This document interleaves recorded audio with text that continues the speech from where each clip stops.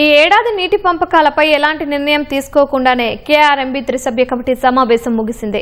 Hyderabad జలసౌధలో KRMB సభ్య కార్యదర్శి సతీష్ అధ్యక్షతన జరిగిన సమావేశానికి Telangana ENC Ramesh Babu, AP ENC Narasimhamurthy హాజరయ్యారు.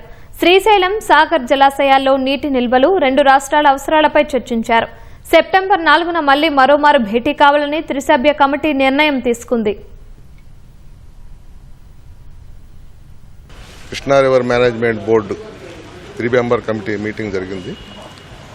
అయితే ఈరోజు మీటింగ్లో ముఖ్యంగా రిజర్వాయర్లో ఉన్నటువంటి నాగార్జున సాగర్, శ్రీశైలం ఉన్నటువంటి నీళ్ళని ప్రస్తుతం ఉన్నటువంటి ఎల్నినో కండిషన్ వచ్చే జూన్ 2027 దాకా వచ్చేటువంటి ఎల్నినో కండిషన్ని దృష్టిలో ఉంచుకొని రిజర్వాయర్లో ఉన్న వాటర్ని ఎటువంటి పరిస్థితుల్లో డ్రింకింగ్ వాటర్కి, తాగునీటికి మాత్రమే వాడటానికి ఒక నిర్ణయం అయితే తీసుకోవడం జరిగింది.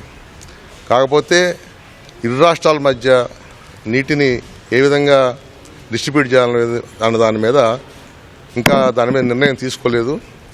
ఆ నిర్ణయంపై మళ్ళీ సెప్టెంబర్ 4వ తారీఖు నాడు మళ్ళీ 3 మెంబర్ కమిటీ కూర్చోవాలని చెప్పి డిసైడ్ చేయటం. రేషియో అని కాదు, కానీ మనం తెలంగాణ సైడ్ నుంచి ఏంటంటే డ్రింకింగ్ వాటర్ కాబట్టి 50% వాటర్ని అలాట్ చేయమని చెప్పి బోర్డులో డిస్కస్ చేయడం జరిగింది.